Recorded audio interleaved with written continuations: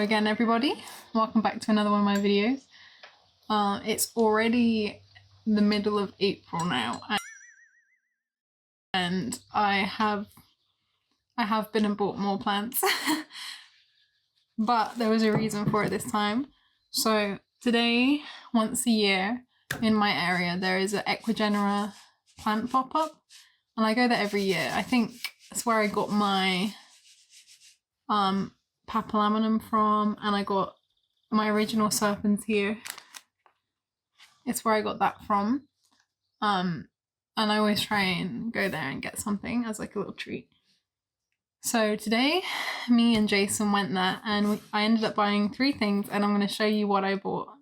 So I got one philodendron, and I actually didn't get any anthurium there this time. They did have some nice ones, but by the time we got there at 10:30, around that, and it opens at 10, but already like absolutely decimated. There were people walking around with like massive bunches of plants in their hands, which I actually don't mind because I would do the same thing if I was like starting out my collection. But I didn't go there for anything in particular, so I wasn't really, just like to browse, wasn't really bothered if I didn't find anything. I had a couple of things in my mind that I wanted. So bulbophyllum orchids, because I really been enjoying the ones I have at the moment. And also I wanted to get a different form of varicosum. They had one Amazon sunset there, but I don't know, it was £35 and I feel like I could probably get a different variety that I like better for that price, so I just left it. There were actually no varicosums in the, oh my god, planes. Yeah, there were actually no varicosums in the Ecuagenera stalls, so I don't know whether everyone has it now, that it's not that popular anymore and they don't bother bringing it, or whether it already got bought by people who were there before me. I'm not sure. But right, what I bought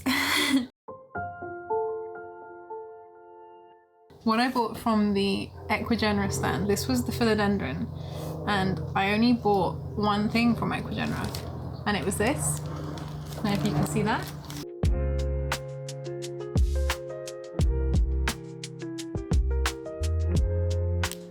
This is a philodendron serpens, but the pink variety. So the philodendron squamical, I don't know if I'm saying that right. I call it the serpens, but it's basically the same thing. Pink.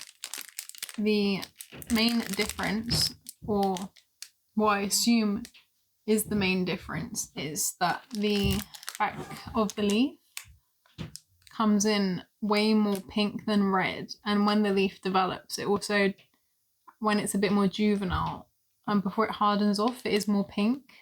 I actually do have my serpens right here, so I can compare the two. First things first, I'm going to take this out of the packaging and see what the roots are like, because let me just short open. When I potted up that serpens, it did lose about 3 of the bottom leaves, but they were a bit bigger than this, so I'm hoping this one acclimatizes well. Let's just have a look at the roots and see what that's like first. I really love this. This is probably one of my favorite plants though, that's why I got 2 of them now. So, okay. The leaves are good. Okay, I think that's better. It shouldn't make too much of a mess now. So all Ecuagenera plants come in moss, wrapped in this little bag to keep the roots nice and moist. But I do find with philodendron, they have quite a delicate root system. Not quite as delicate as a fern, but very similar. But actually, I'm looking at this right now. Okay, so it was a dead bit of sheath in there too. And the moss is actually still very moist. Not too moist though, so that's good. Get the roots here. It looks like it was grown in some kind of cocoa core and then wrapped in the moss, because yeah, they are covered in like this brown cocoa stuff. But I'm actually very happy with this root system. It looks very healthy. And because it was in soil by looks before, I think I'm going to keep growing it in soil. So I might actually put this one straight into soil. And it feels very healthy. I'm very happy about that. There is a slight bit of discoloration. I don't know if you can see that to this leaf here. It looks really bizarre.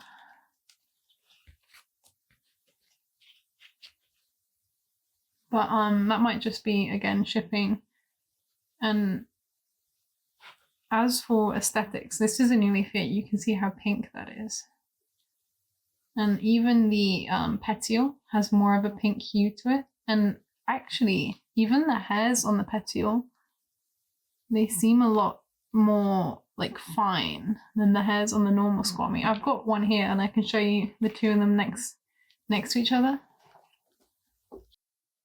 So, if you can still see me, this is a leaf on the normal serpents. You see the back of that leaf is almost green, not so much red. Even this one, though. The newer leaf has got more of a pink hue to it, but not nearly as much as that. See the difference? I even feel like the leaf itself is slightly darker as well. So yeah, this is, I feel like if you have a plant and you really love it, you might as well get two or the best version of it. So I might just keep growing this one and then eventually cut up and sell this one. But I actually love the petioles on this. It looks like the little hairs are way thicker on this one for some reason. They are two very different plants, even though the leaf is very similar. But yeah, that's the first plant I got in my plant haul. I'll have to see if the back of the leaves discolor as it gets more mature as well, because I'm interested to see if that really beautiful red back will stay with it. And also, just for clarity, this plant was £25. The second and third plant I got from the pop-up were both bulbophyllum orchids.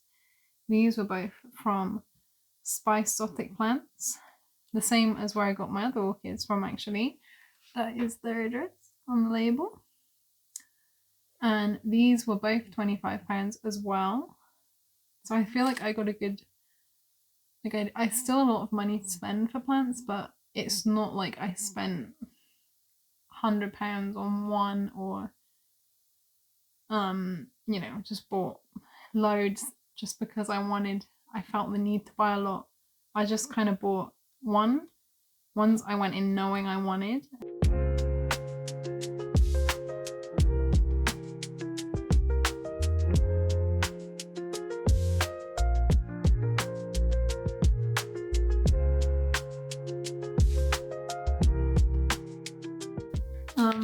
This is the first orchid I got from Spiceotic, and it is a bulbophyllum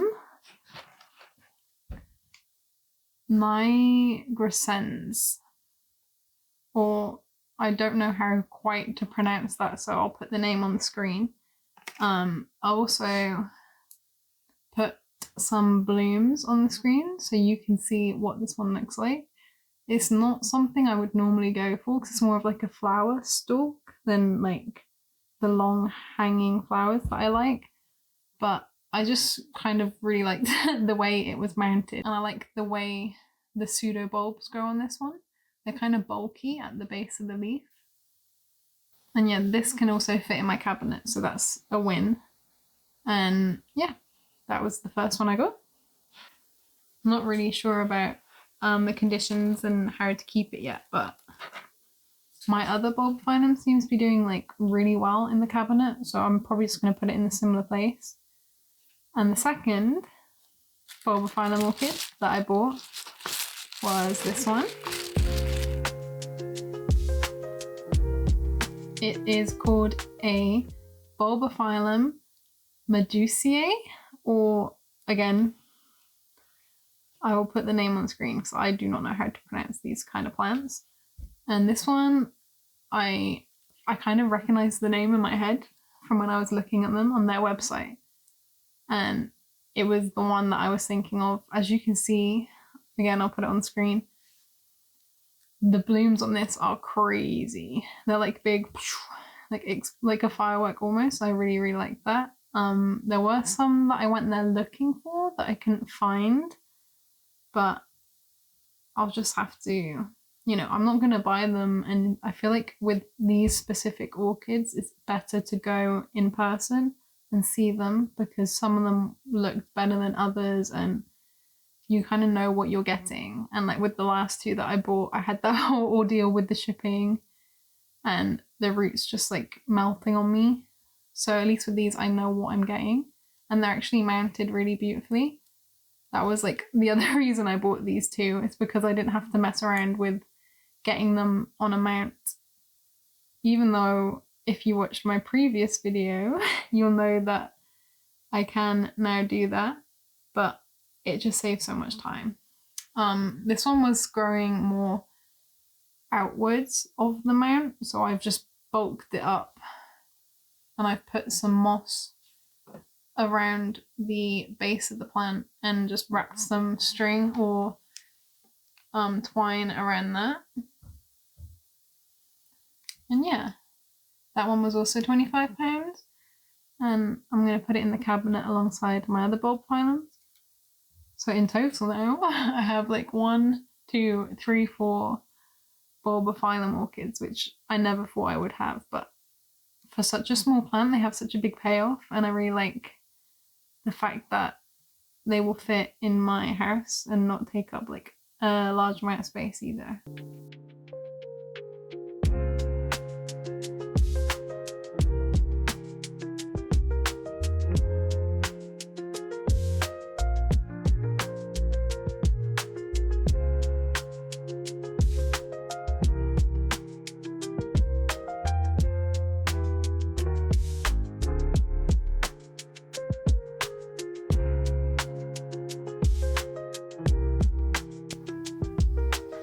Okay, well, let me just sit down.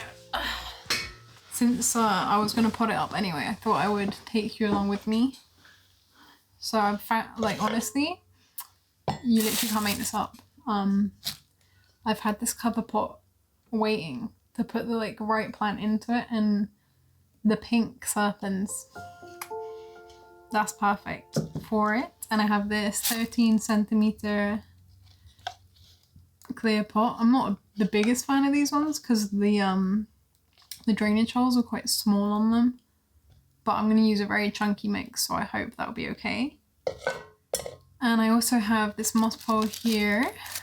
This is one that I just had lying around in the shed from an old plant that I got rid of, so it's perfect size for this. So this is our pot and this is our potting mix. It's very chunky, a mix of like large, small bark, tree fern fibre, pumice and charcoal. So I'm just going to add this into here.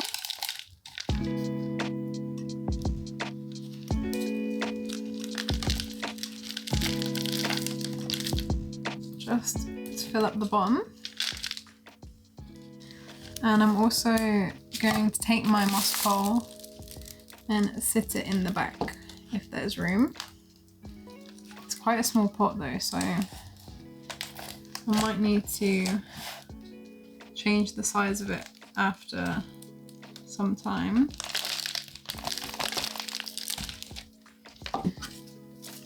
So the plant is growing from this side, so that's the side I'm going to attach to the back of the pole. So it'll kind of be sat like that. What I like to do sometimes is like attach the plant to the pole first and then try putting that whole thing in the soil.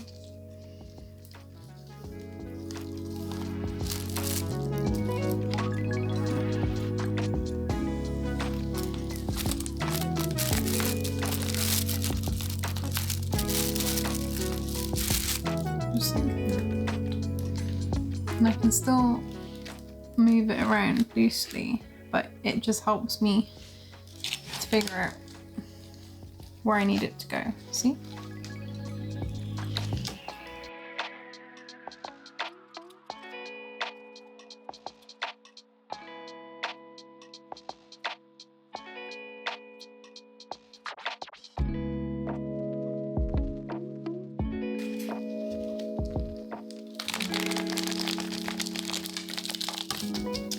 Just gently kind of filling that in.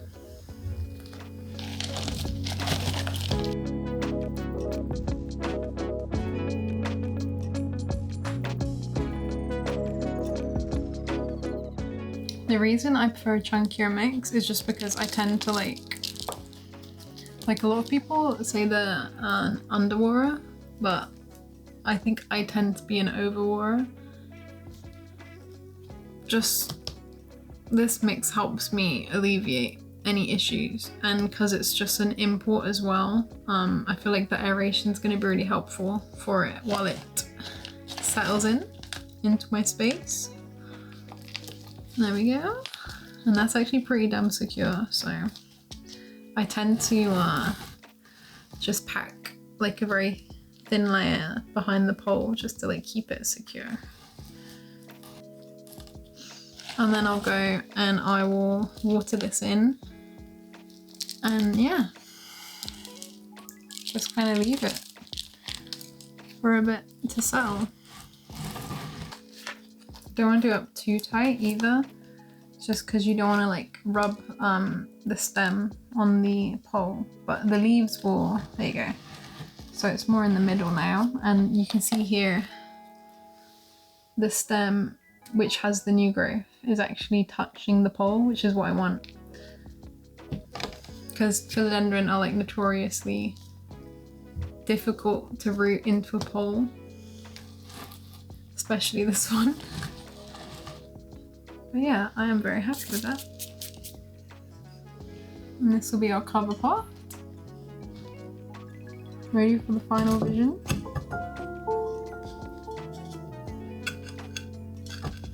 Wow.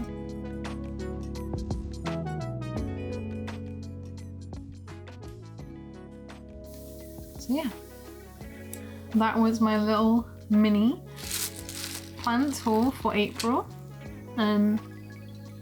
Again, if you want to go to one of these things, just look on Ecuagenera's website and they have all the dates listed there. I think they have one in Bristol at some point, but also you have shows like the RHS Malvern show and Chelsea Flower show and all them things this year. I will be going to the Malvern show in May, so I might end up coming back with some more plants then, but we will see. I mean, you can't go there and not get a plant. That's not fair. But yeah, thank you all for watching. I look forward to seeing you all in my next video, and I hope you enjoyed this one, even though there's a little update. Not that much happening. But yeah, thank you all for watching. I will see you all in the next video.